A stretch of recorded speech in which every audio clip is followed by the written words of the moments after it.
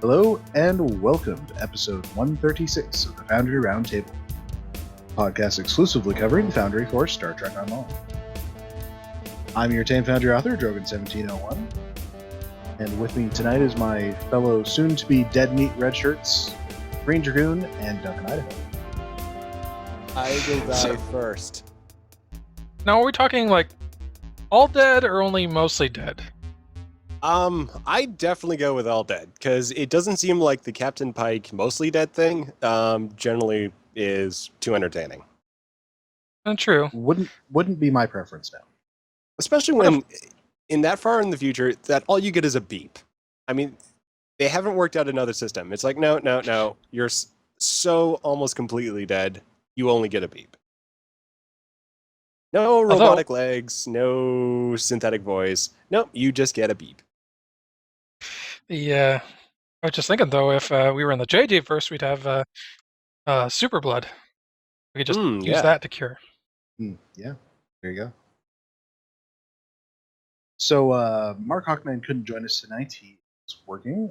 Fortunately, I had to reschedule from Wednesday, and then it turned out that he couldn't do it Sunday. So, we will just forge ahead so that we can get a show done, because we actually did not do a regular show last week. Because as many of you out there probably know, we have started our Foundational Foundry series, which is kind of aimed not always towards our regular listeners, but towards people who are new to the Foundry and heck, even some veterans who might learn something that they never realized was there before. Like the duplicate button. Yeah, the duplicate button, which you didn't know about. No, I didn't, and it's made one recent build so much more efficient. It would, yeah. There's some annoyance with that duplicate button because it doesn't always work. It gets a little persnickety with NPC groups. Yeah. I love it just for the fact that compared to copy paste, it saves the Y coordinate, so I don't have to keep typing that in if I want to create something along the same vertical system. Let's do that. Which I should probably give an update on that and say that we have 4 episodes of Foundational Foundry out already.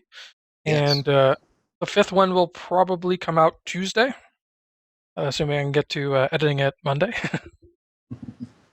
Now we're not going to do announcements each time a new one comes out because they're smaller chunks, and but I think I want to try and sort of periodically market the overall playlist, and maybe try and find some places to get it linked permanently and see if maybe get a sticky thread on the forums or something like that. Yeah, well, I've definitely noticed that our first episode, which we did market, got a much bigger response than the other 4 or the other 3 that were not. So, well, there's definitely some interest, but I don't think everybody's following us on Twitter, or not Twitter, but it's kind of meant to be something YouTube that people can link at any time.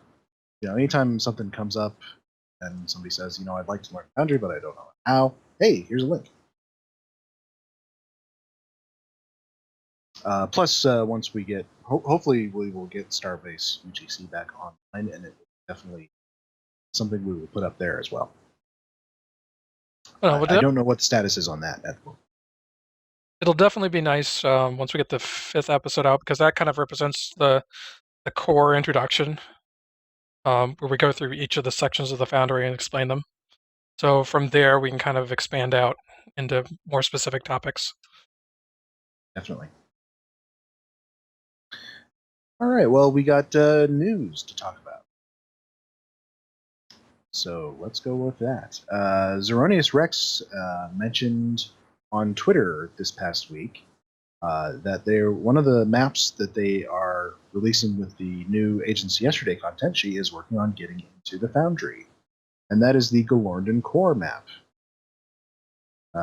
This is from an episode which is about level 19. And is actually going to be available for everybody. I am not going to say too many spoilers about the mission because I actually skipped everything possible in that mission in order to get you some screenshots. So I don't actually know anything about the mission, about the plot of it. So, Dragoon, if you want to put those screenshots up. All right. It is a pretty And fantastic map. And I have played the mission, and I will subtly hint at things which may or may not actually have come from the mission. There's one thing I will say haven't about played the it, mission. but It is. But I was just gonna say I haven't played it, and I can lie about what I think it's about. Hey, false spoilers are welcome.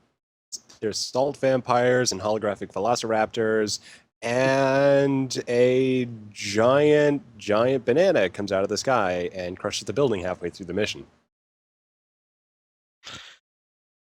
So it's like crazy, trippy Mario Kart kind of stuff.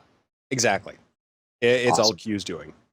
Fantastic. It starts off with this very grounded, very nice, sort of realistic bent to it, and then everything just goes completely trippy. So anyway, back in the real world. Yeah. Well, the virtual real world, I guess. The one thing I can say about this map is it's obviously Romulan. That shouldn't be a spoiler for anybody who watched TNG, because of course they visited this planet in TNG and it looked very, very different. I wonder if we're going to find out why. Well, there are a couple things I can say, because these are not actually from the mission, but from the shows. There were a couple of things we were told about London Core. First off, we saw it in the TNG episode Enemy Mine, where Geordi is trapped on the planet with the Romulan, and it's basically it's a electromagnetic wasteland. So we later hear about it mentioned by Janeway in Voyager, where we learn that it used to be a Romulan colony and some kind of disaster happened there. And it's all falling into place. And she even mentions the name of the commander, who presumably is responsible, by the name of Chowtok. So presumably we go down, we meet him, we talk for a little while, have some coffee, and then leave, and everything turns out perfectly fine. Somehow I doubt that. I'm just wondering how the Romulans got birch trees. Well, maybe it's Romulan coffee turns out to be a weapon of mass destruction. Possibly. Yeah, this is an absolutely fantastic map. And it's I'm just thinking of just everything you can possibly do in the Foundry with it. So it's your hotel, it's your business reception, it's your diplomatic reception, it's your industrial park. And I was remarking on as I was taking these screenshots of just sort of how normal it looks. It's just a normal business park, you know. It's got offices, it's got fountains, it's got shrubbery, it's got, you know. Yeah, and Gecko was talking you about. You could walk out your door and see this on Earth. Gecko was talking about this on an interview. That basically when designing this, they took the mentality of how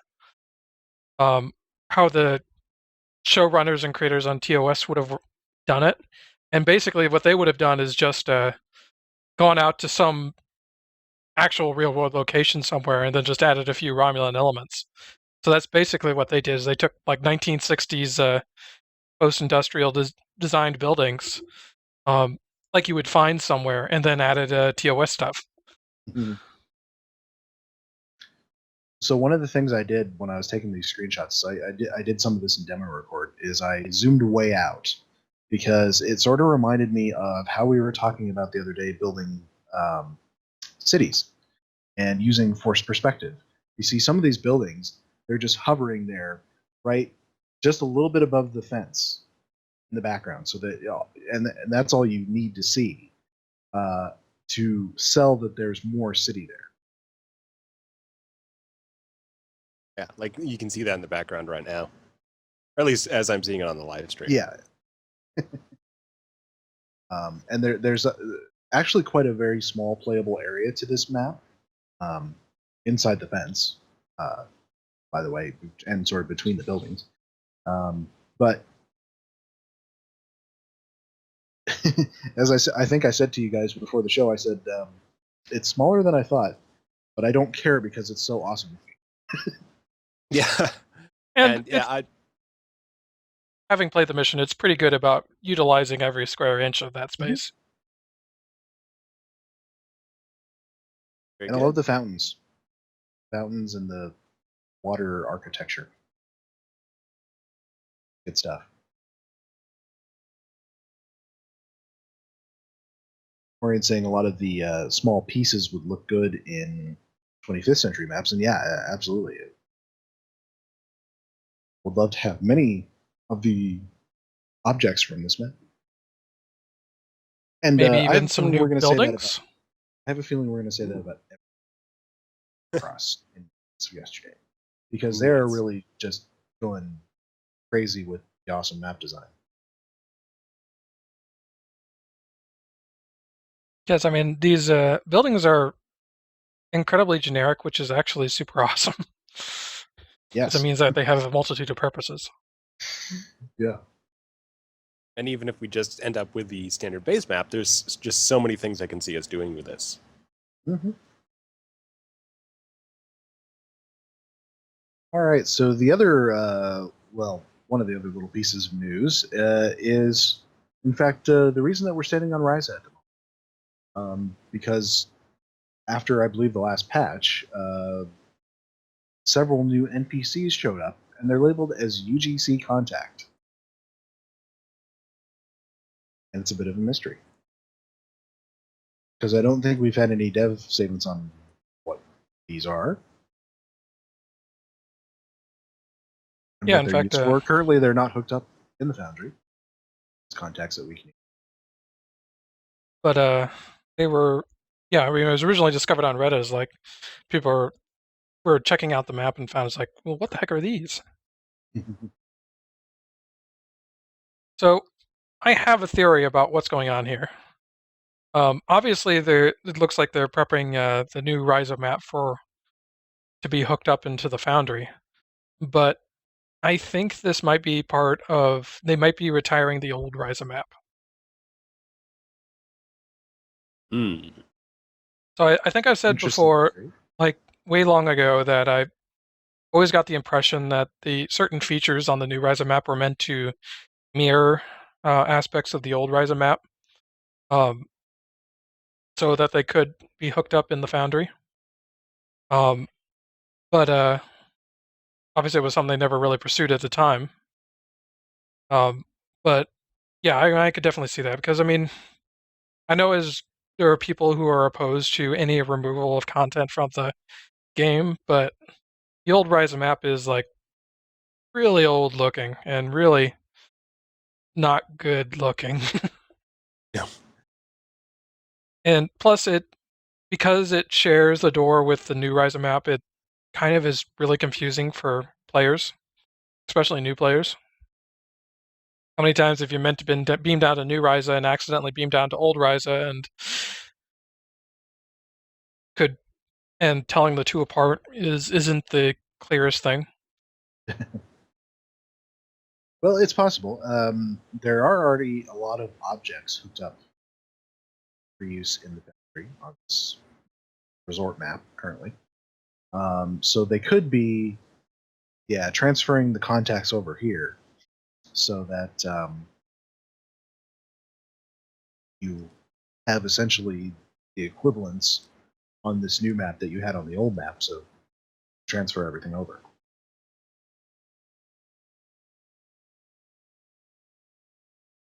So yeah, I mean, that at least is my theory. Well, the Obviously, the we'll old map see. is likely to remain in, as a customizable map. True. I mean, and they've been a very strict policy of they don't remove things from the Foundry, mostly because it would start breaking things. Yeah. And we've been through this before with the exploration removal. We have all the generic exploration maps in there, and those weren't touched. So yeah, it looks like we're in pretty good shape here. But yeah, I'm looking forward to potentially getting this map into the Foundry, even though it doesn't work on my current computer. I think there are some things that I would say, why remove that? It's not hurting anybody. But the old map, nobody goes there.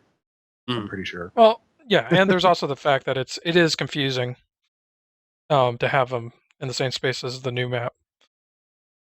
Yeah, and if anyone's feeling particularly nostalgic, well, they do have a tool to hook up their own little vacation episode on the old map. Plus, it's the one map in the Foundry that is you can use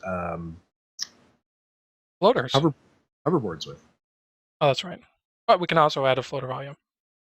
But yeah.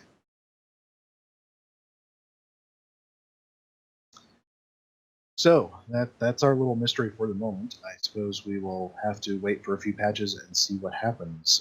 Obviously, the Risa summer event starts this coming week on Thursday. Yep, the 10th, or something like that. 9th or 10th. I mean, yeah, the calendar listed as starting the 10th, but obviously it's most likely it starts the most likely starts after patch time Thursday. So let's see here. They've been putting out a lot of interviews and blogs and things like that about Agents yesterday, plus the improvements that are coming up that will come along with the console version. In fact, they just released a very big one on lighting. And Dragoon, I was wondering if you had a chance to read that yet. Okay, so which... It's the one that I think Thomas wrote just the other day. I think That's the possible I missed it. The notable screenshots was one showing off a lot of the generic building kit pieces in all the lighting detail, and it finished off with a giant sphere floating in, I think, the Drozana station. Oh, here. I think I found the picture you're talking about. Yeah. It was a picture that a lot of Foundry authors sort of picked up. Yes, and it's easy to understand why.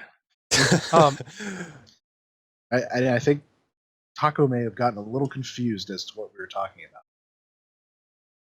Yeah, but I think in the article it states it refers to those as kit pieces for putting maps together, and we pretty much can presume that's how they've been building a lot of these maps, since everything from Drozana to the Orion Syndicate operation on Nimbus, they all use these very consistent pieces, and it's not like they're building these from scratch every single time they need to make a generic hallway. So you can even without the sort of specific confirmation, you can basically figure out that, well, they've probably got something like this as a developer option. It'd be great to get these in the Foundry, but how possible is that? We can't really say.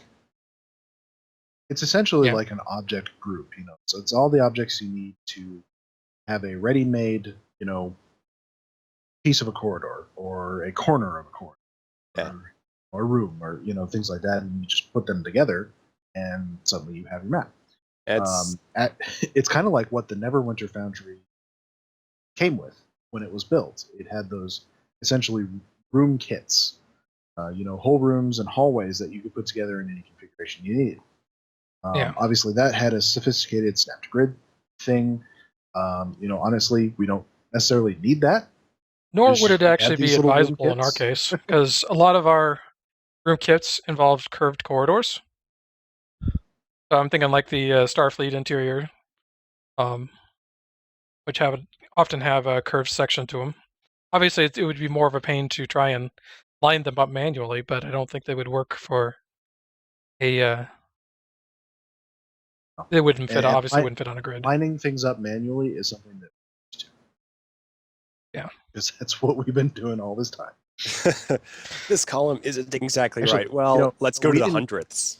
We didn't even used to have the snap to grid that we do have in the Foundry, Stowe Foundry. That wasn't always there. Interesting. Oh, the wasn't one thing there also a time? I'm sorry. Go ahead. I was just going to say one other connection I'll make to these ready-made room pieces is that's how the Time Splitters level editor worked way back in the day.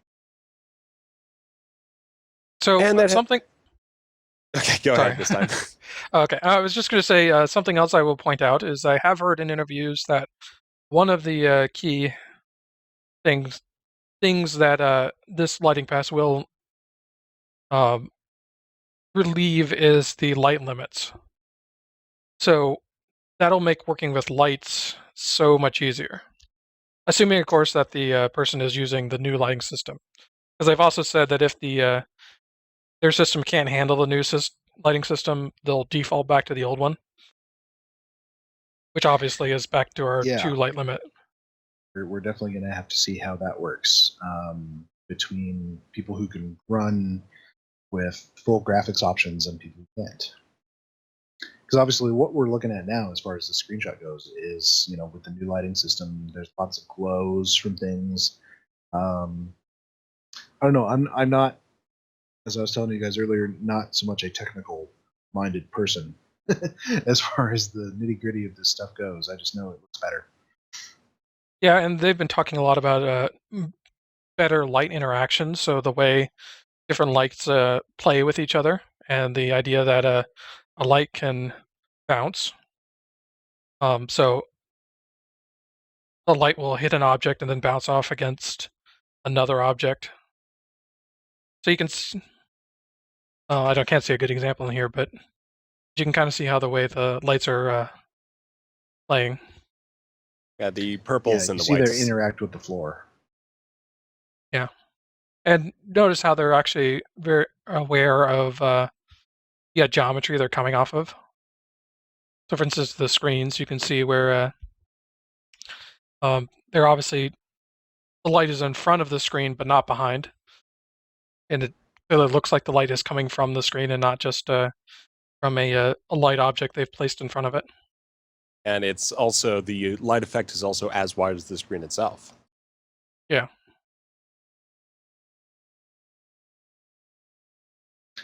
Well, I for one, am pretty excited about how this is all going to look.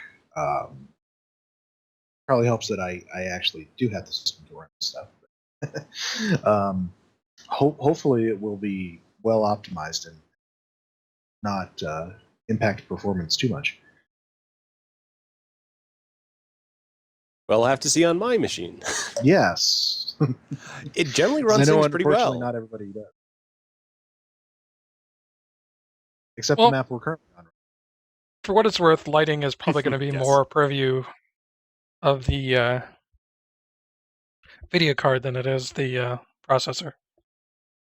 And I do have that new shiny, well, relatively new, but new for me, graphics card. So I'm not anticipating too many problems unless there's specific hardware incompatibility things, like has happened with, for example, this map. But we'll just have to see, but I am definitely looking forward to it.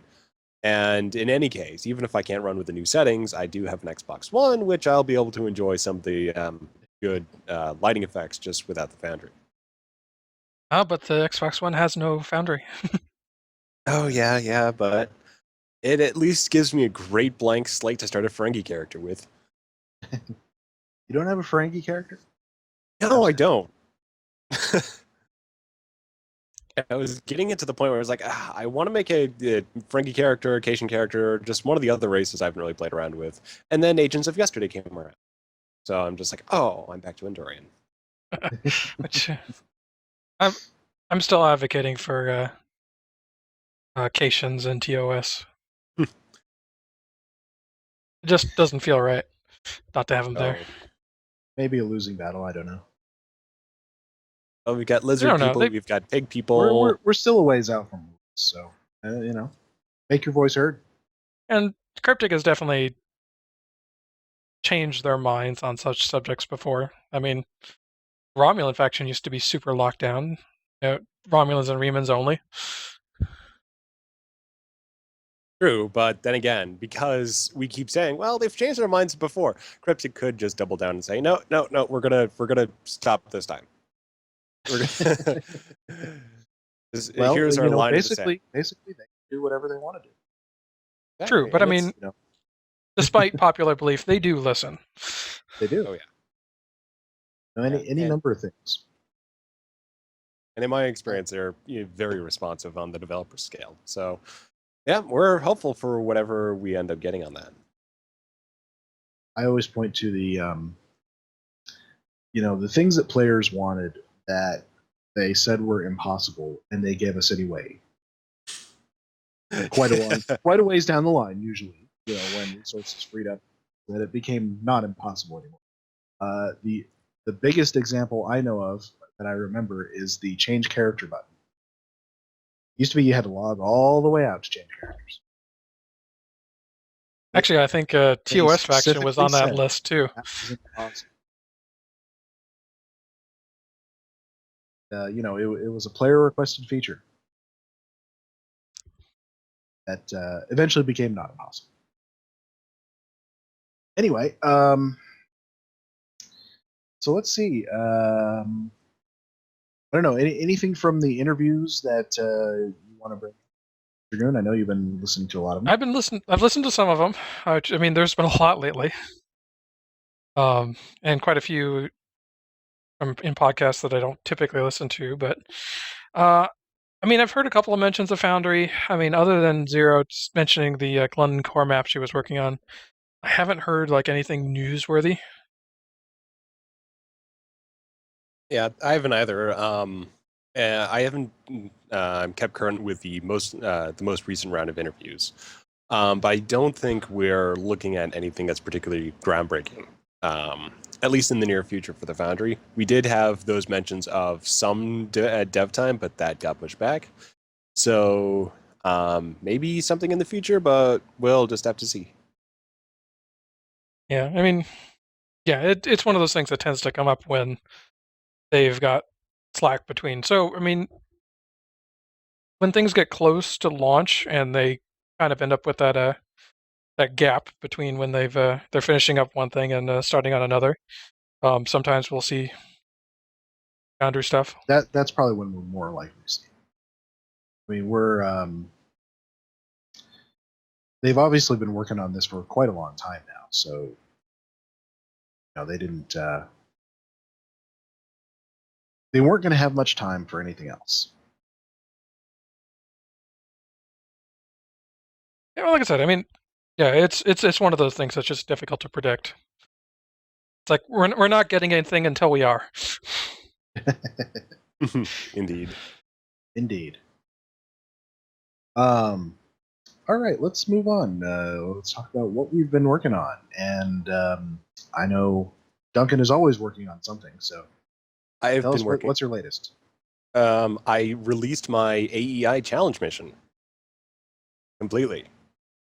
So that turned out to be a 3-week build, and I have no idea how I got that done in that period. Being off work for that time period probably had something to do with it. So I completed that map entirely, or that build entirely, and that's out and available for play, and it's got quite a bit of positive response so far. So people can recommend that one. The title is Apex, AEI, and it's over in the, I just blanked on the name for a second, the Archer system. As it should be. Yep, I know, Yes. I know that was the requirement, yes. Yes. I know Pax has his done as well. And I believe there's at least one more in the works. So we should have 3 or 4. Yeah, I think there's 5 posts or so on the challenge submission thread, and I would not be surprised if some people are sort of working on them, but not really willing to make that full final post quite yet. Well, I know, who was it? P. Sutherland was saying he was sort of having difficulty pinning down the ideas that he wanted to do the mission for. I've been helping him out a little bit with that one, and it is hard to try to get something that works for your own style if that doesn't happen to be in the very classic Star Trek style exploration missions. Yeah. So I don't know if he'll be able to work through to a completed idea, but I know Starfire Theta is now producing a exploration mission. So we have an additional one there, and I think he's posted that in the challenge submission thread. If not, though, it's just another one to add to the pile. Excellent. So I was going to wonder if the challenge isn't a bit of a blank slate problem, because exploration is actually really vague. Especially since we didn't set up anything for that region. You can kind of Well, put anything you want out there. Yeah, And We that's the didn't. great We thing about it. didn't. We only vaguely specified a region too. Yeah. And without wishing to spoil much, I leave that region for most of the mission. So yeah, it is that blank slate, and hopefully people can really make something of it. Yeah, I haven't played Pax's mission yet, but it's definitely one I'm looking forward to. Well, yeah. There are still a couple weeks left. What was the deadline I set? The 17th? Yes, I believe so. Yeah, 17th. So there's still about 2 weeks left. Yep. And apart from finishing that up, and right now what's actually on the screen is not the AEI challenge mission I made. This is something completely different, which I just started in the last week. So this is actually my next Starfleet security mission, and specifically, it is the sequel to the 4.5 million year in the future exploration mission, Eons. So I'm tying everything together, since in Apex I did a little bit of that behind the scenes. But this is very much an explicit sequel to both my last Starfleet security mission and Eons.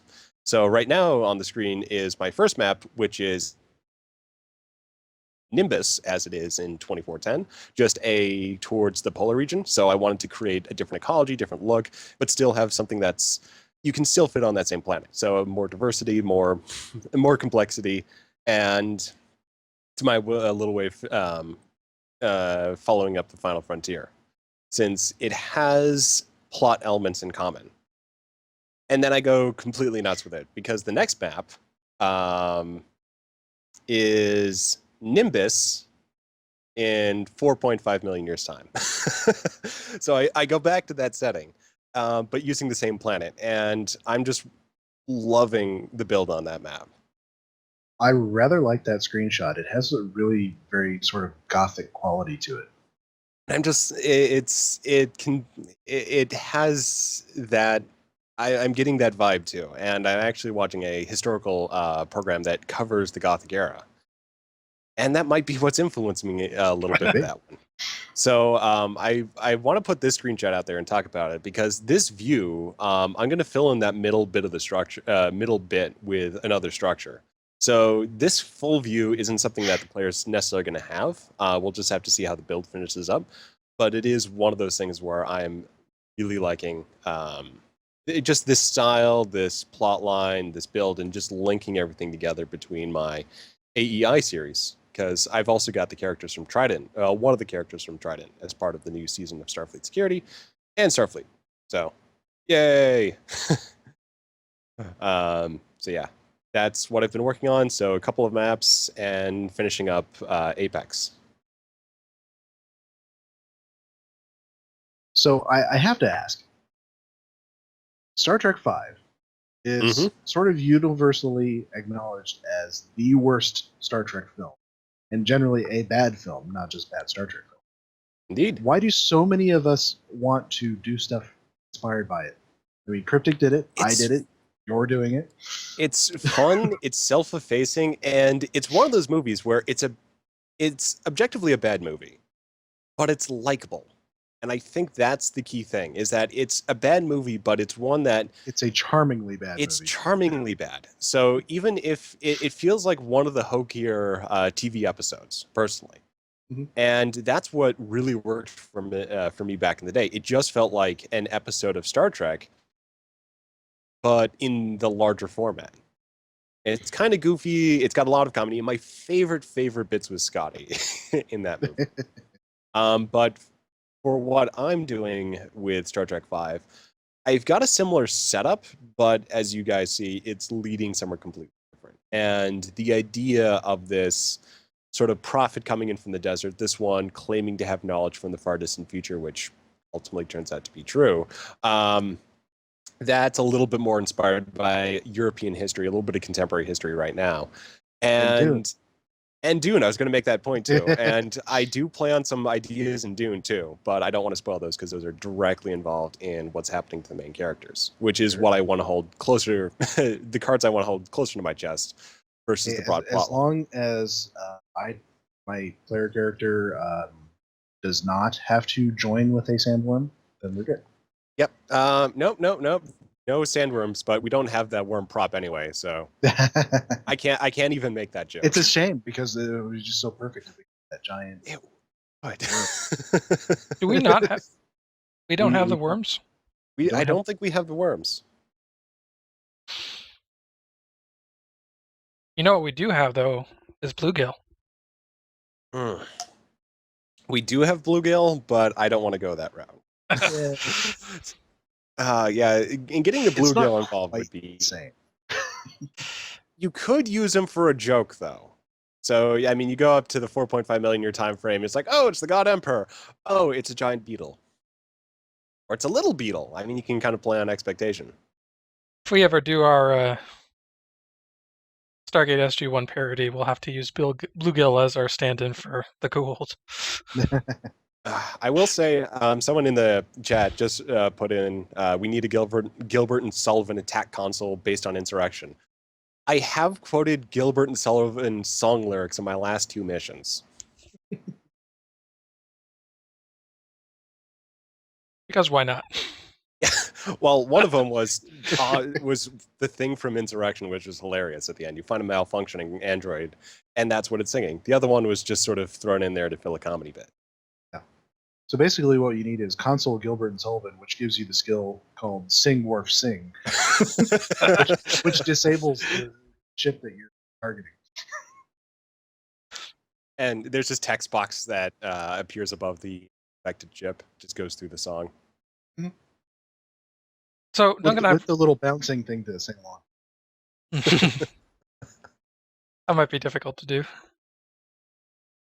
So Duncan, I've kind of wanted to ask you. I mean, it sounds like a lot of your missions are all interconnected, including your Trident, Starfleet security files, and even your AI missions. Yep, they are very much all connected now, and that was just done through Apex. So I wanted to ask, do you ever think about doing like something completely separate and original? Like something that isn't based off of your previous works? I just tried that with this Nimbus mission. I was originally eyeing it as a new Romulan mission, but I ended up creating a plot line and sort of a setup to the characters, which worked really well with what I already had. And it gave me a great opportunity to bring some resolution that I wouldn't be able to get at for at least like 4 or 5 more missions. So this actually started out as a completely new thing. And so did Apex. Apex started as something completely different. But both of those shifted a little bit when I was thinking about what I want to do for the current season of Starfleet Security. And those worked back in to become part of the main series. But Trident, for example, that started off as something completely new. And Apex doesn't even feature any returning characters. Or not Apex, Eons did. So Eons was totally separate. Trident had a cameo right at the start.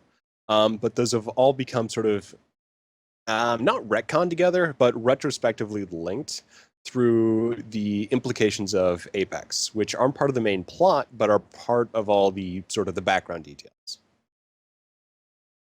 So I've been trying to do something new, but right now it just kind of keeps going back to Starfleet Security.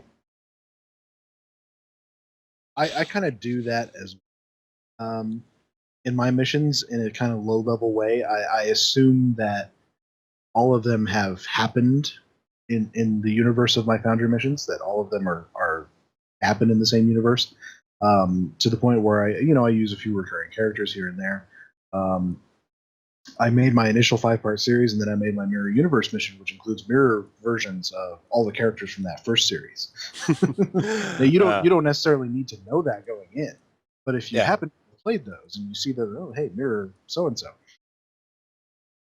and then except for the main villain, and then I was like, think to myself afterwards, what's the Prime Universe version of this guy? So I made a mission for that. That's a good one. So yeah, I mean, and sometimes it's only in my head are the connections, and sometimes that's the only place they need to be. Yeah, and that's where a lot of the connections in Apex are. I made some a little bit more explicit just for the optional dialogue to give people a little bit of a treat who have been following along with the AEI series. And actually, that mission's only connected to Starfleet Security because it actually has a new operative in there. It's the organization is directly referenced. And it gave me an excuse to update the uniforms, too, on the side there. But yeah, it's one of those. I do like to keep that sort of expanding, expanding sort of headcanon universe going. And so far, it's working out pretty well. I've just sort of reached the point where I can start pulling things together from a lot of these different angles and get payoff. And I'm actually not looking at doing that going forward, since I am planning on resolving a few things in the very next mission, actually. How many missions do you have at this point? I have 9. And I haven't even been doing this a year yet. Yeah, that's pretty impressive.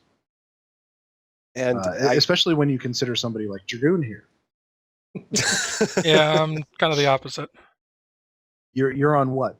4? I'm working on 4th. If you don't count any of the, or count the ones that we built for the show. And I just think I'm efficient at this, and I have taken up as a primary hobby. So, yeah, I guess that's a good combination. But I think like one of the things I've also sort of picked up on from a little bit more Eons and Apex is that I kind of have a tendency of settling on certain dialogue as good enough and not necessarily putting the full amount of polish into it. So I'm looking at doing something a little bit more focused, a little bit more concerted, but at the same time a little bit more sort of big and expansive, and not just working through the main plot details like, yeah, that's good enough. I go from point A to point B. Oh, that's fine. Without considering that, well, maybe a diversion at this point to something else would be conducive for the plot. Maybe a little too efficient is the way to describe it at this point. I think in my case, I'm the opposite in that I spend far too much time trying to polish and repolish over and over again until it feels right. Speaking of which, segue, I've actually been doing a little bit of work on part 3, and I've been going back to that ice field map that I did, and have probably done several times now. I keep trying to build and rebuild it, and I have not managed to get it right. But I think this weekend I started to kind of hit on something I really liked here. I'll throw up a screenshot. So this is the latest iteration of the ice field, and I'm kind of starting to like the colors. I'm liking the field density. The only downside to this is it was kind of killing people's graphics cards. In fact, I published out a version to test it, and yeah, it's my graphics card's really nice, so I can't really tell when it's become too much. But yeah, I think this has like 5 large nebulas that kind of make it up and to kind of create the fog, and so I think that just the nebulas overlapping is a little too much. Cut down on, yeah. That said, after I took the screenshot, I went back and I've been tweaking it, and what I did is I got rid of all the nebulas, but then to replace it, I think I threw in the Celeste background, which has a fog on it. So there's this bluish fog. It doesn't look quite as nice as this, but it gets like 85% of the way there without killing people's graphics cards. Which would be most appreciated, since I was one of the people who tested the first iteration. And yeah, it partially killed the graphics card. You look one way, hey, it's fine. Then you look towards the main map and, oh, it's dead. Yeah, so if you try it now, the same test file, you can try the newer version. And it doesn't have the any of those giant nebula in it anymore. It's just that fog. Plus, there is a map wide, like a blue nebula map wide effect baked into the map. Yeah. So it only shows the nebula effect around the ship, and it just kind of moves with the ship. So it's less intensive that way. Yeah, it should be really cool. And that's one way I like to build my heavier space maps, is actually to really make use of a specific background, like the one with the debris field, for example, just to really build in the appearance of more stuff going on without taking up too many assets. But no, it looks like an absolutely fantastic map. I love just how expansive that field is. Yeah, I mean, I'll hang on to the screenshot. I might, who knows, maybe I'll stick it in a screenshot challenge if one appropriately themed comes up. Screenshot challenge. Screenshots that will kill someone's graphics card. Well, they only have to look at the picture. They don't have to run the map. Well, like at a conceptual level. So the most conceptually the most processor intensive or GPU intensive screenshot you can imagine. Because I've seen some Foundry missions that tried to create a sun just with nebula effects, and No. it took things to another level. You know, it's a weird thing. Is Might be talking about mine. 'Cause I did that one time. part 1, I've got that planet that's kind of like covered in nebulas, and I swear that ran fine originally when I published it, but now not runs much slower. So it's like somehow the performance has gotten worse over time for the game. Yeah, it could be that there is now some type of bug associated with overlapping nebula effects. And that's the performance issue now. That conceptually it shouldn't be that much of a challenge.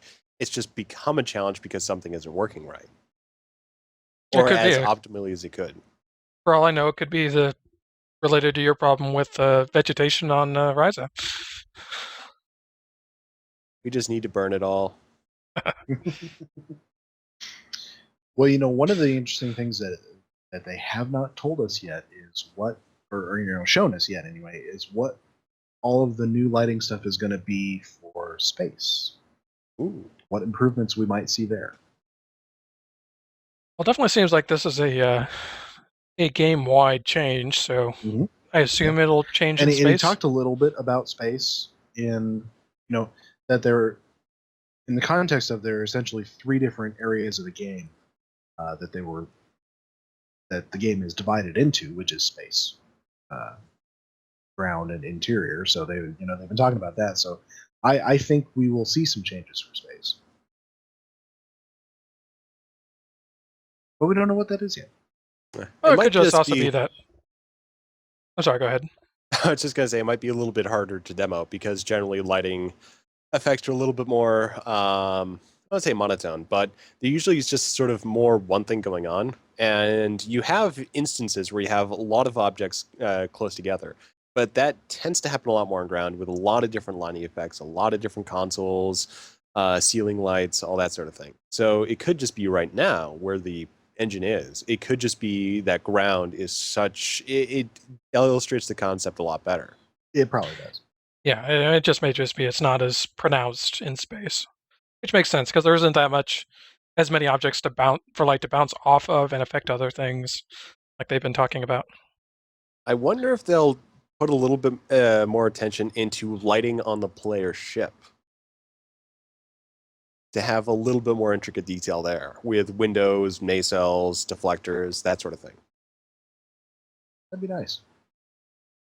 So, you know, the funny thing is this lighting update reminds me of is, okay, so we're going to, you know, go into our little time machine and go way back to 1997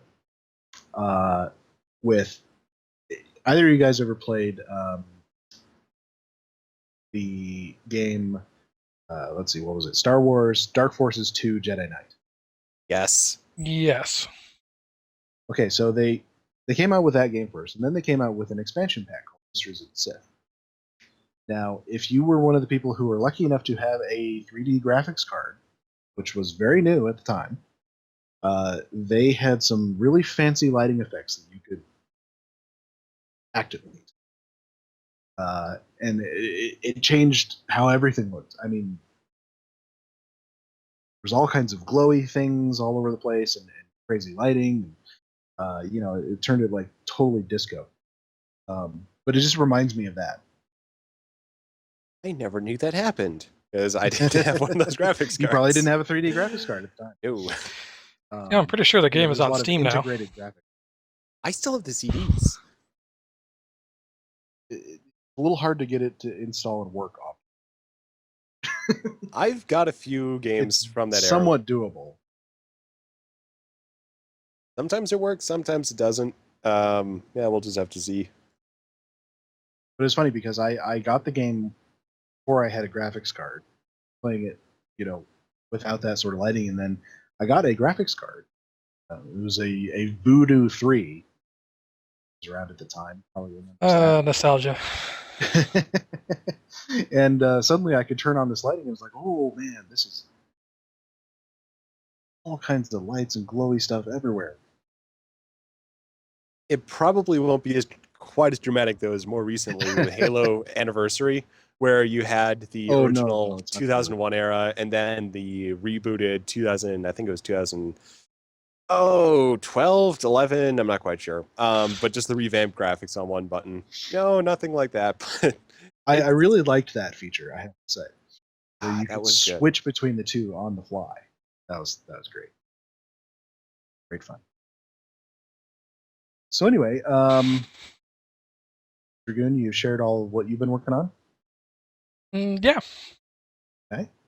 Well, let me tell you what I've been working on. It's been kind of a crazy time lately, but I've mainly been working on stuff for my in-game characters. Since we have an expansion pack coming up, I sort of want to finish, quote, my characters that I have now, well, all 44 of them. You know, get them all the gear that they need, get them what I've been working on this weekend is ship traits. You know, just trying to build up, you know, 4 ship traits for everybody and get them all back into their ships that I want them to fly. And I just completed that earlier today, so they're all back in their ships that they should be flying. You know, got my Cardassian back in her Galor, that sort of thing. And you know, I've been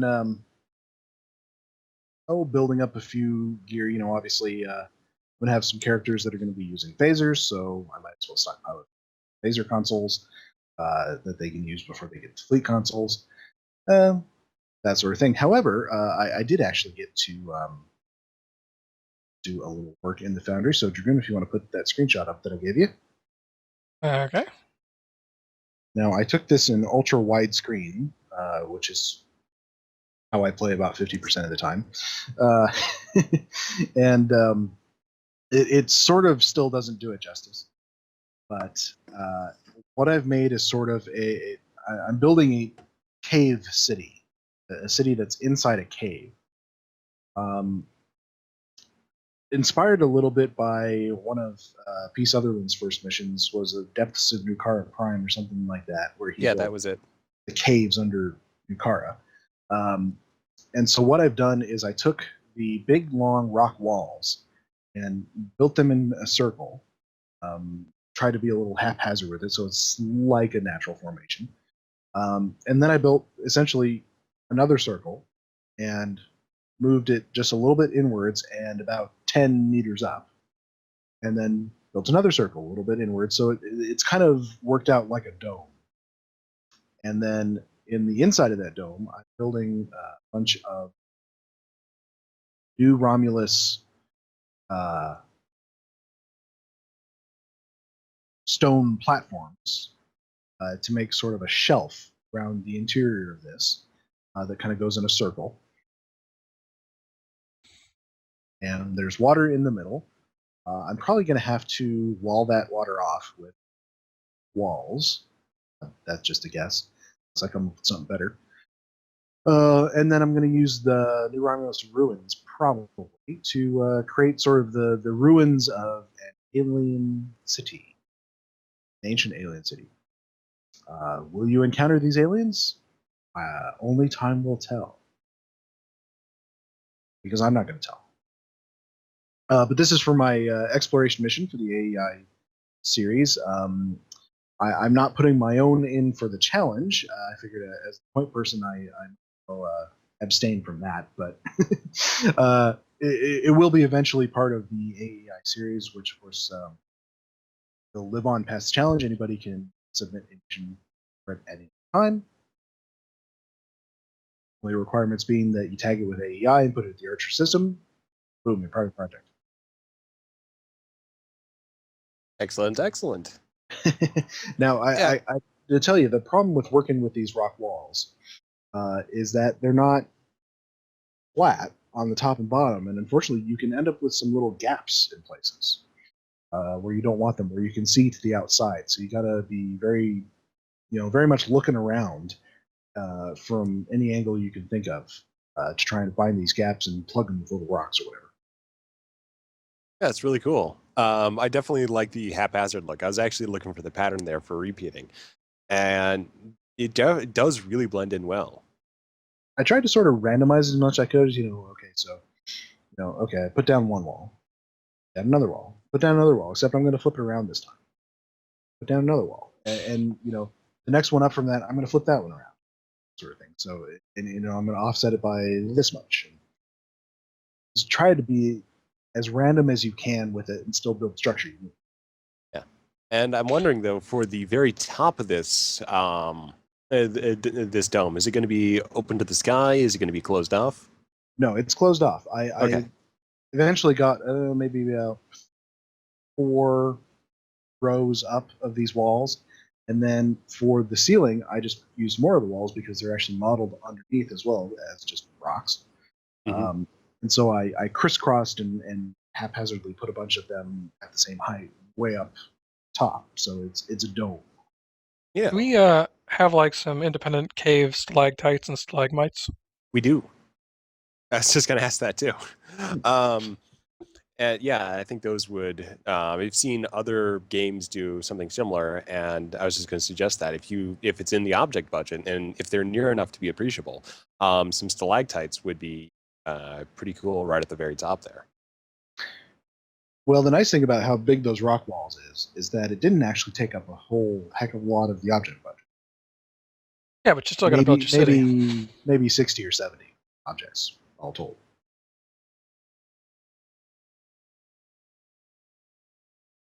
So yeah, that's basically what I've been working on. The mission is essentially you're going to be investigating a rogue planet that doesn't have a star, and you're going to find the ruins of an ancient civilization there, and hilarity will ensue. Is this like a certain Mystery Science Theater with an astronaut who I think it's shrunk? No. Oh, you're talking about Phantom Planet. Phantom Planet. Is it the Forbidden Planet? Like that. Not the Forbidden Planet. That was a good movie. Oh, no, I was like missing up my. Oh yeah, I know the movie you're talking about. Yeah, it had the asteroid fire people. It was the. Phantom Planet is as good as I can get. It was probably the Phantom Planet. This is probably one of those cases where I'm sure I'm taking inspiration from something, but not consciously.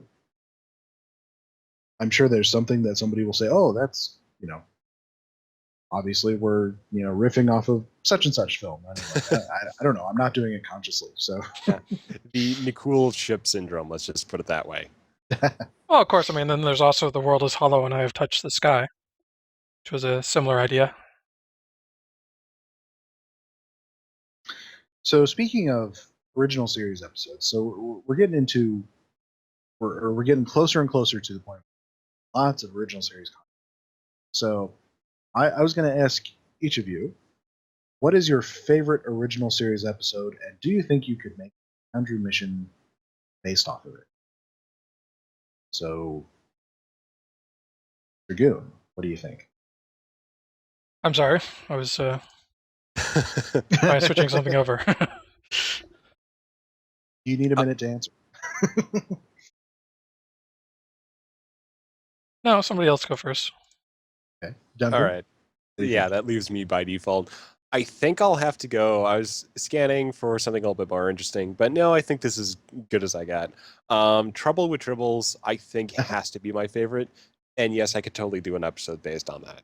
And I have a plot already in mind for if I ever get to that sort of thing. I just don't know if I could set it in the TOS era. Oh, yes, I Here's a could. question, Yes, I could. It's what sort of Tribble assets do we have available? We have We piles of them. We have single ones. And single ones. So yeah, we do have quite a few triples available in the Foundry right now. Okay, good. Hopefully we'll get more because I can't see AOY passing without a triple episode. Good. Hopefully, at least. Or at least new triple assets. I mean, yeah. So uh, here's the second question. Okay, so you remember the old mission in the Cardassian arc where you were on a planet with Klingons and Tribbles? oh yeah. Okay, so you could kick those Tribbles around. They were physics objects. They were hooked up to the physics, whatever physics grid this thing uses. The ones that we can put down, do they do that? No. Not physics objects. No, at least none that I found. There's some that are classified as high detail objects, so I don't use those just because they don't show up on my machine because I have that turned off by default. But the ones that aren't do not have the live physics prop triple. And those will also show up on the starbase, player starbase in the game, if you have that project complete and enable true. that option. So no Tribble soccer. No triple soccer. I mean, that would be a That's great thing to do in the Foundry, but unfortunately, we don't have that. I'll have to look into that later. But yeah, I could totally do a TOS episode based on that mission in particular. I'm looking at the next step down for second favorite episode, and I'm kind of torn between Operation Annihilate and then the Doomsday Machine. And from a tech, we have the Doomsday Machine, so we could totally do that. And from a tech demo that was shown by one of the devs, we are getting the space parasites. So we could also do that when AOY comes around, assuming we get those guys in the Foundry. I will say that the Planet Killer, unfortunately, we don't have the ability to sort of make it act like space. You know, it's not going to fly around and shoot the big gun at you or anything else. It's an NPC, so you could reskin something else as that. Mm-hmm. I was thinking of setting that up as a contact and then having a mission sort of take a different shape around that. So I would not try to recreate that episode again because we already had a little bit of that in Star Trek Online already. Sure. So no flying straight down it. Definitely in the mission I'd create with that one. But I might have a section where you actually go on board that ship. And depending, we might be able to do something with that. I was thinking maybe even with those rock wall pieces as sort of the main part of the interior wall sections. You know, that would be an interesting opportunity to do a floater volume map. Ooh. Because why would that ship have gravity? As we know it. Exactly. And it does sort of... And who says it's a ship? Exactly. Exactly. Maybe it's an organism. I don't know. It's just a completely freeform thing of like what are the components look like? What are the generators, all the systems in there. Although I think that might be where the mission gets a little more constrained because we have some things that would work out really well for that. Yes. And then some things maybe not. But it might be one of the few opportunities where you could actually use some of the Undine architectural pieces. I was going to say, those things aren't particularly well associated with the Undine anymore, since the Undine now kind of have a more updated style. Yeah. Mm-hmm. Use a combination of sort of the rocks and things like that and these biological tech of the Undine. We have to stimulate its splenic ganglion. And then it becomes, what was it? The movie where they shrink down and enter the body in a little ship. I was actually referencing the Futurama parody based on that. The name escapes me. There's actually one of the very first Foundry Fantastic Voyage. Fantastic Voyage, I believe. The Foundry mission was Infidesimal Frontier. That's right. Oh, Foundry mission. Okay. But you're right. The movie it was based on was Fantastic Voyage. All right, Dragoon, have you come up with an answer yet? So we're picking my favorite Foundry or my favorite TOS mission. Your favorite Or TOS episode? mission, and do you think you could make a Foundry mission based on that? Well, probably my favorite probably has to be City on the Edge of Forever. And And if you tried to make a Foundry mission based off that, you get sued. yeah, well, I mean, I don't know. What was it? I was listening to the GNT interview, as I mentioned earlier, and Ceridium had posed the suggestion that Edith Keeler was a time agent. That was, or some kind of a trying to muck with time. And There you go. That's I don't why know. she possibly would have such an influence on the timeline if she were to die, or were to live, actually. Yeah, well, I mean, I don't know if I particularly love that idea, but it's definitely intriguing. Oh, yeah, interesting. So, missions or episodes that would make good sequels to Foundry missions. I am trying to remember the name of the episode, but I'm going to have to go look it up. In the episodes, Enterprise finds this one guy who is like from another dimension, and he keeps swapping places with his counterpart. Oh, I love that episode. The guy's name is Lazarus. The episode. Yeah. Oh crap. Okay, I think it's the alternative factor. There we go. And it is it's a very weird episode in a way, but it's almost kind of hard to pick apart what they were trying to describe. But at the same time, it almost makes that really fertile ground for a Foundry mission. And it's like, where did he come from? I mean, what was this bizarre phenomena that kind of had him like transposing places with this yet another version of himself? Yeah, and I just really loved the start of that mission where Starfleet goes on this ultimate alert. And it just had this sort of, it gave a really nice reflection on their mission out there and just sort of the organization. So altogether, that was a great one. So yeah, I mean, I think you could have a lot of fun with that. Because I mean, it's clear that whatever was going on, and it's not the most well explained, but was clearly a serious threat to all of reality. So I mean, it already gives you the opportunity to really ramp up the stakes.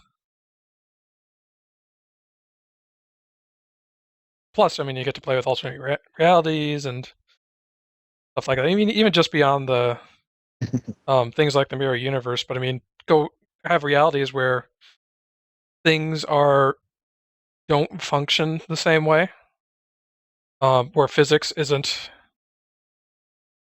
or doesn't function on the same rules. Yeah. And then the bizarreness that happens when these very disparate realities start interacting with each other. Oh, that would just, if you could really, like, I'm just thinking, if you could really think that through and apply it to the sort of mission mechanics we have, like working with flutter volumes, working with various triggers, that could be a really epic mission. Yeah, I mean, I would have to go through and like really watch that episode like very closely to try and get a sense of like all the little details that they mentioned. Because like I said, I mean, the concept to begin with is pretty bizarre, even for a 1960s, or especially for a 1960s TV show. It's almost like it's kind of skimming on concepts bigger than itself, but at the same time, even the writers don't seem to quite fully understand what they're describing. I don't know, am I making any sense? Yeah, totally. And it's just, I'm just thinking about that mission and or that episode, and it does have that sort of standout quality. And it is totally approaching one of those things that is very much beyond a lot of conventional science fiction, because it's not only how does another universe operate, if you play around with specific laws, well, to really go through the idea in a lot of specific detail, which the episode obviously didn't, but it's really thinking about how another universe might actually operate rather than in a different way than just the classic narrative conventions that the Mirror Universe operates, for example, or a lot of the parallel realities we saw through Next Generation. So a lot of those just play around with historical events, but everything works the same way. Changing the way things work, that is really pushing the imagination, and then bringing in the interaction factor between that universe and ours. There's only one thing I've seen that has done that, and that's an Isaac Asimov book, The Gods Themselves, which I haven't finished yet. I'm working on right now. But the idea there is that you have two different universes, and physics works differently between them, and the interaction between them is actually used as a power supply between those two, and things of course go badly. I think there's some threat to the absolute existence of the universe that's being set up pretty heavily. I haven't finished that book yet, but that is another one of those things that would be a lot of very fertile ground, assuming you could get your own head around all the ideas that it doesn't seem like the episode itself got a good grip on. And you can even pull some ideas from Enterprise, which experimented that a little bit with The Expanse. Mm-hmm. Because The Expanse, you had to... Because, I mean, you end up in this alternate reality. I mean, does your warp drive still work? Are you stuck at impulse? Yeah. Is light speed even a constant in this reality? Hmm. So yeah, I mean that is a massive rabbit hole there. Oh yeah. So I was kind of thinking of two episodes. This particular question, and the first one is my personal favorite of the US episodes, which is Balance of Terror. So in that you have, the Romulans send one ship to sort of probe the defenses and of the Federation, and from their perspective, it's never heard from again. I think there's a lot of opportunity to explore what would happen next. What would the Romulans do next? Which kind of plays into the political action stuff that I like to do for Foundry missions mostly. And then there's the other one, which is maybe a little more out there, which is Assignment Earth. We're just thinking about that episode not too long ago. Yeah, with Gary Seven. It's been a long time since I've seen that episode, so I was trying to reacquaint myself with it here. And something about a human whose ancestors were abducted, and he works for some kind of race, I think, and he was sent back in time to discover. Let's see, to discover why Superiors lost contact with some of their agents.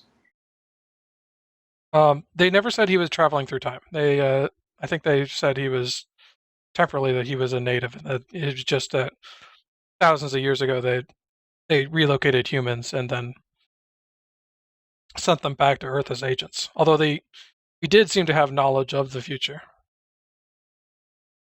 I'd have to watch that again, but I remember hearing that basically that episode is supposed to be what they call a backdoor pilot for another TV show based on this guy. Yeah. Which never happened. But the idea of humans being kidnapped by an alien race and working for them is something that comes up several other times. In Star Trek 1, for example, the 37s, where there's an alien race that abducted a bunch of people from 1937, and their ancestors were alive and well in the Delta Quadrant, had their own little civilization out there, humans.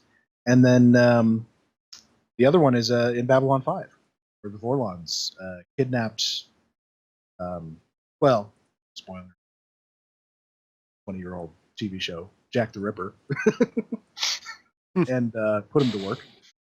So, there's some fertile ground there, I'd say.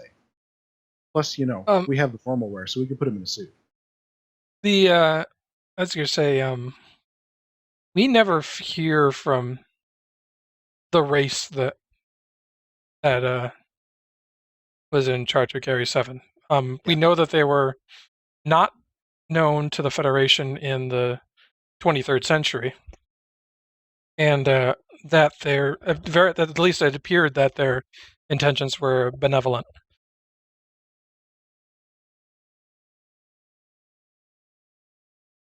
And another one that occurs to me is the First Federation. That's somebody who's supposed to be out there, and we never meet them again. I am not convinced that the First Federation isn't just one guy. Yeah, because it does sort of fit with his approach. Let's just say to make himself seem a bit more big and imposing than he really is. But that would also be another great Foundry mission. Following up the First Federation, finding out it is really just one guy, or at least, we could probably do somebody like him, like in the Foundry. Possibly, or even better, it's a recurring practical joke.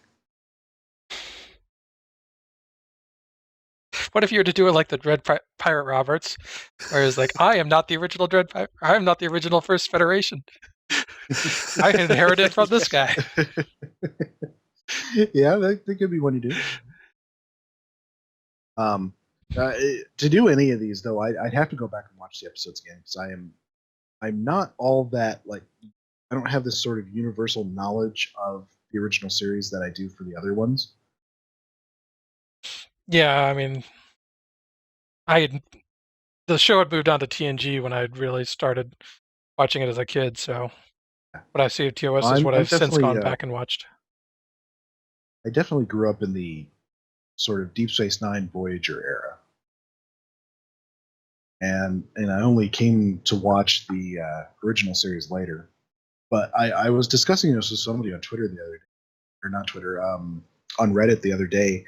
I said, the original series is not my of Star Trek shows, but sort of as a concept, that time period has an appeal, a sort of romance to it.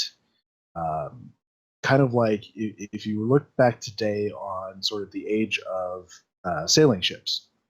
The reality of it was hard and brutal and disgusting, but we look back on it today with a sort of romantic look at it. And that's kind of how I view the time period of the original series, and why I'm so excited to be having more of it in stow. It's something new, and I'm sure I'm definitely looking forward to it as well.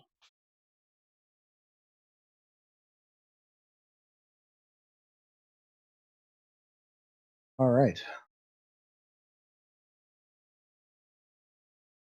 Well, gentlemen, I don't have anything more for today. If you guys have any discussion topics, now would be the time. I was thinking about between mission continuity as my first topic of the night, and Dragoon did kind of ask me that exact question, and we did have a little bit of a discussion on that. I guess more broadly, though, one of the things that has been sort of coming to mind is creating characters and going through the process and thinking through the backstory, how the inter-character relationships work out. And what I'm just sort of thinking is, what do you guys use for your sort of primary sources of inspiration? Since I thought mine was a little bit more Star Trek, but just thinking through exactly where certain characters are coming from, it's all across the board. And I think there's a lot more Terry Pratchett right now in my current Starfleet Security series than there actually is Gene Roddenberry. So I'm just wondering what your guys' approach to characters are. Do you really put a huge amount of time into it where you're consciously thinking about it? And if so, are you guys pulling from any particular sources that aren't Star Trek? It kind of depends. I mean, I will sometimes have characters that are inspired by other characters that appeared in Star Trek. I mean, I'll definitely go back to Star Trek to kind of establish a tone. So, for instance, I've got this Vulcan named Telok, who is my interpretation of young Tuvok from the one episode of Voyager where we go back to his memories of the Excelsior and the events of Star Trek VI. And there was this quality of almost a brown-nosing quality where he was like over trying to fit in. So he was like trying to prepare a special blend of tea for Zulu. And so that was kind of the impetus for this character. I wanted a young Vulcan who the captain bothers to show up and is like, I want to say falling over himself, but going overboard. And just kind of trying to capture that young Vulcan feel. It's like, what does it mean to be an inexperienced Vulcan? I frequently draw inspiration from things outside of Star Trek, and really the main one is Tom Clancy books. Because I've spent a lot of time reading that, and that sort of I like the techno thriller sort of things like that, far-reaching political things and that sort of story, and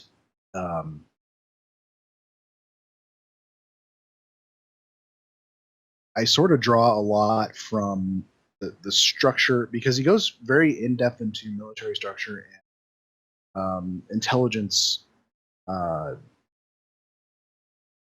agency structures and that sort of thing. So that's what I've done when I deal with Starfleet intelligence. I make it like I'm dealing with the CIA from a Tom Clancy novel.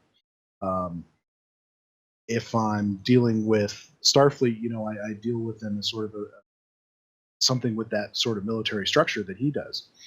And I always remember one thing that kind of struck me. They made a movie a while back with Ben Affleck out of one of the Tom Clancy novels, The Sum of All Fears, and there was a commentary on the DVD with, I think, the director of the film and Tom Clancy himself. And they got to one of the characters who was in a different vocation, or a different position from who she was in the books. And Tom Clancy got to that and he said, "No, she's not that. She's the director of operations." And the way he said it, it's like that character was real to him. That character really had that job, and he was almost a little bit offended that it wasn't quite the right job, because I think that character was a living, breathing person to him. And so I always kind of try and bring that in. These characters are sort of living, breathing people in my head, and if I can get that down on paper, so to speak, and that's a win in my book. But I tell you, the other thing that I often draw on is Stargate. Stargate SG-1 and Stargate Atlantis, most of all. Because I think if there's one thing that one criticism that I would have about, sort of the overall way that the 90s era Star Treks were presented, is that a lot of the times that they didn't talk like real people. And to an extent that would be realistic, because, people 200 years from now would not talk like us. But it also makes it a little bit less related. And so in Stargate, you have a science fiction setting with characters that, for the most part, talk like real people. And so I've kind of brought in some of that, as well as even a few plot lines here and there. I had one where your ship is losing atmosphere, and the only viable atmosphere that you can get to save your crew is on the enemy ship that you just disabled. That's totally from Stargate. So I even created a character for that situation that, at least for one scene, got to be the Rodney King. Yeah, and Horient references the line from the 2009 Star Trek. It says, "Hi, Christopher, I'm Nero." I absolutely love that line. It's so out of place, but I love it because it is. Yeah, I mean, Trek talk is tricky because it is a different. It is different from the way we speak modernly. But at the same time, I mean, I think ways that you can set it out is, yeah, they don't quite speak the way they do. It's obviously much more polished being a TV show than real life. But I mean, at the same time, it's almost worth trying to work in its own vernacular. I mean, how to? I mean, something like, for instance, everybody referring to the transporters as beaming. I mean, that's clearly a slang term for them. Sure. So kind of be thinking in that space, and then occasionally they try to work it in where they've got like you like get a Mako that comes on board, and they've got a few nicknames and stuff like that. Brian with the Cardies. Yeah. Yeah, Brian is great, and I think that's why everybody liked him so much, was because he was this He's sort of everyman. your working class Joe. Yeah, and I think that's in episodes where you really got to see it work. And like again with Reginald Barclay, there's another one, is where you don't have these all perfect people, and Tom these Paris people as who well.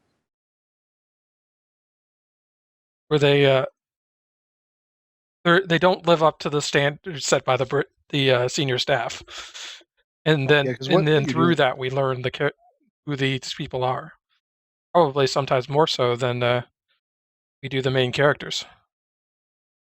Because I mean, when you think about it, what you're dealing with the senior officers of these starships is, these are the best of the best, the top intellectuals in their field, and so of course they would speak very precisely and use very technical terminology, in addition to their own sort of jargon, like every profession has. Another episode I like is Lower Decks. Oh yeah, Because you get another good example of officers who are not nearly as experienced, and therefore far more insecure. and there was one episode that kind of stands out to me just for the characterization, particularly with Tuvok. In sort of a different vein, is that I'm blanking on the title of this, but it's the episode in Voyager where, yeah, I was just switching between a few things right now. Sorry, but it's the episode in Voyager where Tuvok has to take up training 3 Maquis crew members, who are 3 or 4, was it? Who have basically fallen by the wayside on the Voyager crew. And it did I'll give that opportunity of showing these other personality types that aren't represented throughout the rest of the show. And for me, the one thing there is that there was a really good potential there for having evolving character arcs for those people. And I think only one shows up later, 1 or 2. Learning curve. There we go. Learning curve. The funny part is that that was the one of those guys, Chell, was the one canon character who got to be on the Hazard team in Star Trek Elite Force. Oh yeah, that was a good game. Mm-hmm. I was just thinking that one installs and plays just fine. Good to know. Maybe sometime we'll do a. You have to do a little finagling with the setting it to a different compatibility, but that's easy. Yeah. Maybe we'll have to do a playthrough of that, or at least play part of it. Yeah. Be good during downtime. Mm-hmm. Yeah, there we go. New downtime plans. We're playing Elite Force. Playing Elite Force, watching TOS. The entire reason I went and played it and was I was really bored one night, and I started wandering. I was watching Voyager, and I started wandering around the Intrepid interior, which of course got its nice revamp in Delta Rising. and I was like, oh god, this just makes me want to play Elite Force again, because I remember, getting the PC Gamer magazine at the time and reading all about how they were trying to be sort of hyper accurate to the original Voyager sets and everything, which, for the graphics capability they had at the time, they did a really good job.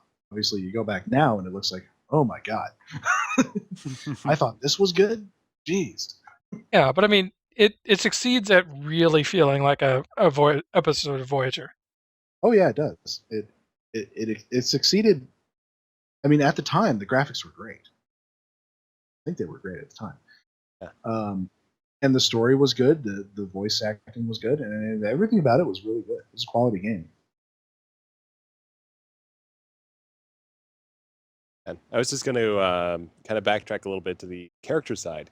And I just Yes. sort of realized that every single main character I have would probably classify as a lower deck type, or lower deck or O'Brien type character that I generally don't have, even for people that are obsessed, with a couple of exceptions.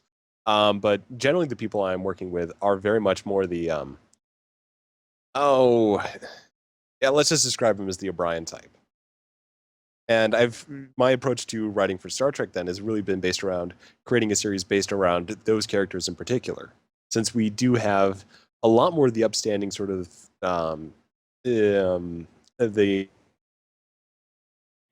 want to necessarily call them top tier, but the very much more Picard, Riker type characters, just in the main cast in the featured episodes. But we don't have a lot of those lower deck guys. Well, it's tricky with higher ranking characters because they are more or less dominated by the bridge officers and the captain. Yeah.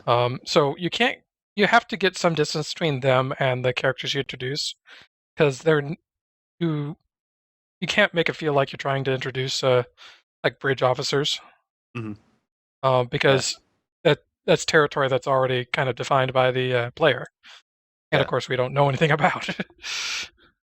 Yeah, I'm just thinking So you kind back of to have to introduce your junior officers, or an expert who joins the ship for a particular mission. And it is, you kind of can't do the senior officers, so you have to do everybody else. Yeah.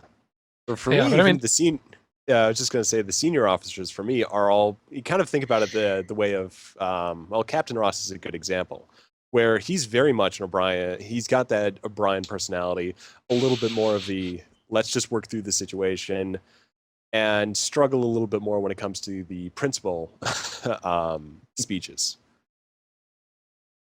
Well, and it's a good thing to remember that not all captains are going to be the same. You're going to have your sort of philosophical, diplomatic types like Captain Picard, and you're also going to have your types like Captain Maxwell, who's much more down to earth. From The Wounded, and he's the one who's everybody's friend. He's in there drinking and singing with the boys and that sort of thing. He's much more like I kind of liken it to sports coaches. I do a lot of sports coverage for my newspaper, and I notice a lot of very different types of coaches. Some of them are over there, they're yelling at everybody, they're cursing at everybody, and then there's some that are over there, they're everybody's friend. They're pat on the back for everybody, good hustle, that sort of thing. And none of the approaches are necessarily the wrong one, but they're all different, and I think starship captains would be the same. So not every starship captain has to be a Picard. Yeah.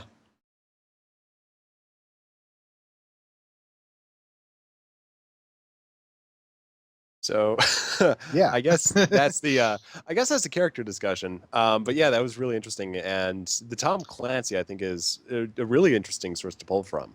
Although for me, I'm more familiar with it from actually playing more of all the games. My brother was the one who picked up. Yeah. Yeah, I've got some pretty good Rainbow Six stories. Well, Actually, still play Rainbow Six Raven Shield a little bit. There, it was a good one. I got into Vegas and 1 and 2, and then I've been recently playing The Siege, which does not have any UGC that I know. That's a shame because one of the things I really enjoyed about Raven Shield is that there were just hundreds and hundreds of maps that people made for it. So I've got a topic. And actually, this is something that you got me thinking about, Duncan, when you were talking earlier about your Starfleet security force. And that is the subject of uniforms. Ooh. Obviously, we've got a standard for the typical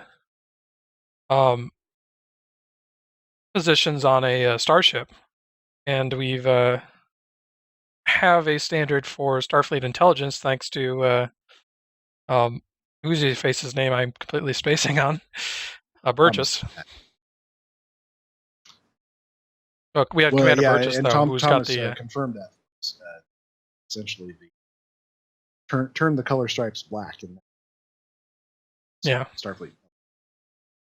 But I mean, beyond that, I mean, obviously, I know authors all over the place like to kind of come up with their own uniform styles for different various sections of Starfleet that you may encounter. So I was kind of curious what your thoughts are on.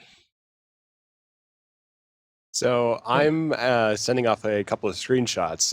One was what I started out with for Starfleet Security, and now I just recently updated it in my current mission projects. So it is one of those things that I have thought about, and I started out with one idea that was basically just going off of what I was currently using for Federation characters in the game. So it's just what I felt worked well for a Starfleet uniform. And I just took the opportunity of having to create a branch of Starfleet to apply this specific uniform, because I couldn't say, well, this is what all the officers were wearing, because then my view would directly conflict with what the player had, what the NPCs had. So it was very much sort of an opportunity just to create my own little niche in Starfleet. But since then, I've been sort of working at it and created a much more specific uniform. So right now on the live stream is old Captain Ross with the original Starfleet security uniform, and that was really just what I thought worked well for a Starfleet uniform. And then the next, I was gonna say, define real quick what Starfleet security is. So that's a kind of a problem for me, because it's that branch of Starfleet that's associated with security. And the unfortunate thing is that I don't have a lot of background in military structure, police structure, so it's a lot of just ad hoc stuff. So it's just when I need a team involved in some direct threat with something that can directly affect the Federation, I bring in Starfleet security. And over my missions, that's sort of gotten broader and broader, where I've wanted to make particular missions using particular characters, and I've kind of fudged what Starfleet security their limitations are, and justified it by saying that there's so much going on in the Federation right now that everyone else is sort of going to the extremes of the Delta Quadrant to temporal stuff now, that a lot of the stuff that would be handled by much more traditional Starfleet or intelligence service has been sort of offloaded to security, and they're sort of expanding their remit. I mentioned that in one episode once, and since then I've really just approached it more as an ad hoc basis, although I'm doubling back down on core Federation worlds for my current season. So as far as a single definition of what Starfleet security is, I would just go with what it says on the tin. In any sort of practical detail, what I've used most to define Starfleet security, I mentioned this author previously, is Terry Pratchett's Night Watch. So completely different context, completely different setup, but the relationship between their immediate supervisors and that team that's kind of how I've been working at it. And so far it's been a good fit. It's hard to explain in any sort of specific detail besides what little we've seen in the show. So now in the live stream, we've got my current Starfleet security uniform, which is a lot more. It's very specific now. So it's not just what I think works well for Starfleet uniform. It is this one thing I apply to all security officers. So it's got a little bit of embellishment, but it's much more gray. It's much more functional, and I think for me, it sort of invokes a little bit more of a police presence than a traditional Starfleet uniform with the red, blue, gold color scheme. This would be applied to all officers regardless of the specialization, with badge, the com badge signifying what profession or what department this officer would ostensibly be serving with. So someone's mentioning the live stream, does it work well in dark rooms? I haven't seen too much of that yet, but I believe so, because Apex does have a very dark room. I have one officer using this uniform, and it worked out just fine. But yeah, this is what I've got going now. So this is what I would apply now for Starfleet security. But yeah, Now, it's one of the things. You have different versions for like high. Obviously, this is a captain, but Actually, like, he got demoted. I noticed he's wearing the Admiral's variant. Or maybe it's a dress variant. Oh, the long dress one. Yeah, I just did that for something that had a little bit more length to it. He had the first screenshot when he was in red. He was captain, and then this latest version he's commander. I do have a admiral version, which I'm putting up there now. So I defined a little bit more based on the rank between lower tier officers below captain. But for the admiral, I do use the vice admiral coat, just because that it has that is a much more immediate. It's much more distinguished. So you can see at a glance, oh, this person isn't necessarily just having a long uniform variant.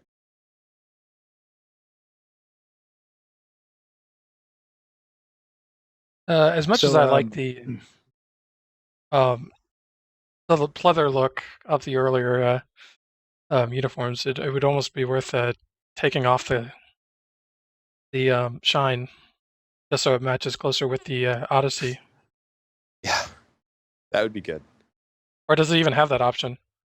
Not for the Fleet Admiral. For some of the other ones, you can choose between matte, which does match up better with the current versions, and then you get the super shiny version. If you remember, Starfleet security is something that's mentioned in Deep Space Nine episodes, Homefront and Paradise Lost. Cisco has made the temporary head of Starfleet security in that episode. Oh yeah, I forgot about that. Where I keep going back to is the search for Spock. There's one, I believe he's a Starfleet security officer, but he's the guy who interrupts Bones as he's trying to hire a transport. Yeah, he's kind of like a plainclothes detective equivalent. Something like that, yeah. Yeah, and that's informed a little bit more of my approach. If I've had to try to think about Starfleet security as something that's uniquely Star Trek and not just a hodgepodge of police ideas that I've picked up from pop culture. Well, not that Starfleet isn't a hodgepodge of Navy ideas. Yeah, a hodgepodge of, well, all kinds of stuff. So I've also done a little bit of this with creating of uniforms. So Dragoon, I linked a screenshot for you. This is actually my character that I nominated and got elected for the Starbase Magellan. This is Dagon, who is a member of the Starfleet Corps of Engineers. I made him for a mission, for my Iconian War mission, and I realized I needed a uniform for the Starfleet Corps of Engineers, so I kind of designed something that was sort of a, it was in the Odyssey style, but it was kind of more like a work jumpsuit, and tried to find a sort of unique color to it, sort of blue-gray kind of a thing.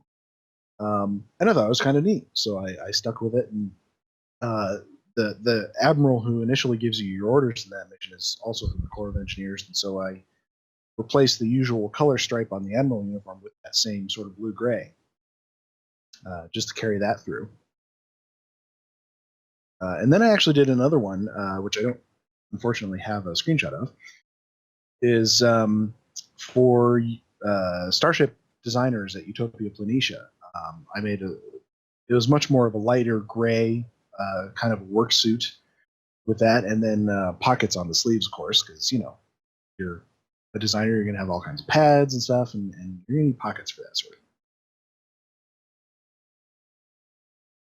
So I haven't. I mean, not. I haven't done anything which has required too much variance from the Odyssey style. I think most of my costume designs were like earlier stuff before the Odyssey was introduced, or Odyssey variant style was introduced, and I used to do it by having each ship have their different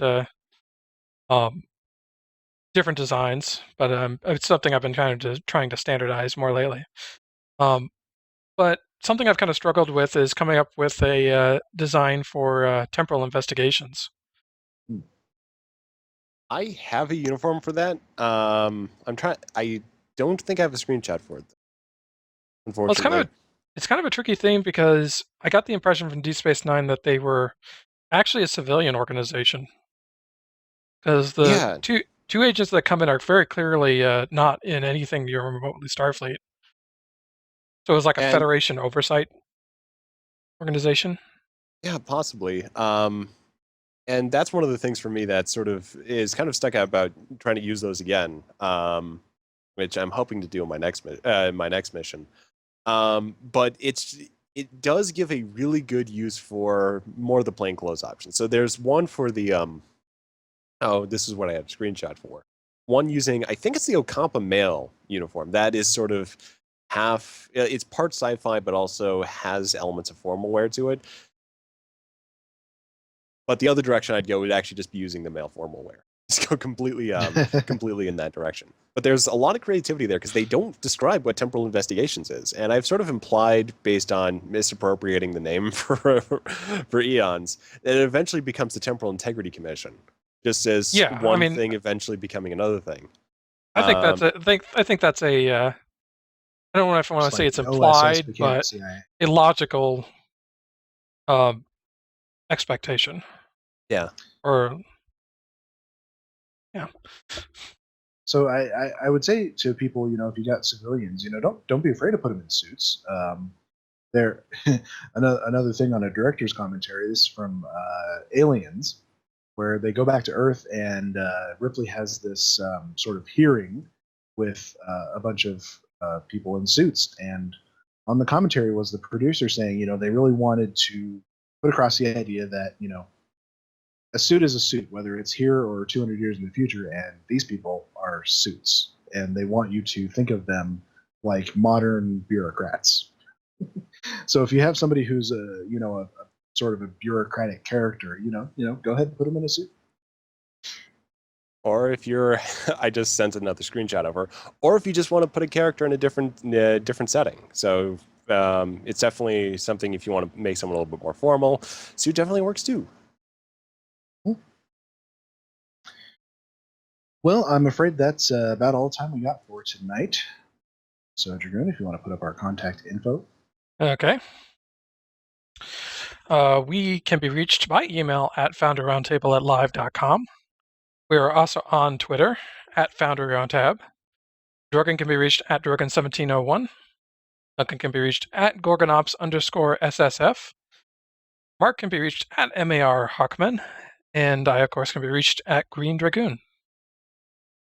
All right. Well, thank you for joining us, everyone, tonight, and live long and prosper. And good night.